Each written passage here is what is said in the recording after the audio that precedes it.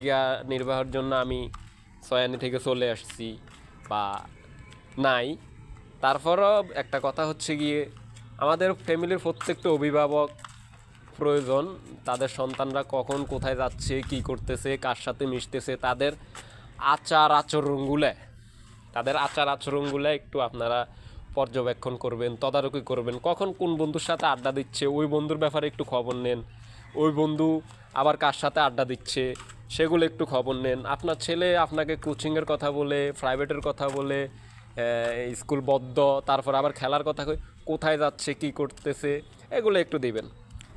এখন দেখা যাচ্ছে আপনারা বলতেছেন যে আমরা তো বিদেশ থাকি বা দূরে থাকি, পারতেছি না। ঠিক আছে, আপনি বিদেশ থাকেন, সয়নিতে প্রায় অনেকেই প্রবাসী, আপনি বিদেশ থাকেন সমস্যা নাই। আপনি হচ্ছে আপনার বন্ধু বান্ধব বা আপনার আত্মীয় স্বজনের অন্য যারা আছে তাদেরকে একটু বলবেন যে দেখ আমার ছেলেটা কই যাইতেছে বা আমার মেয়েটা কই যাইতেছে একটু খেয়াল রাখ, ঠিক আছে। তো এসব সচেতনতায় পারে মোটামুটি আমাদের একটা সন্ত্রাস রুখে দাঁড় করাতে।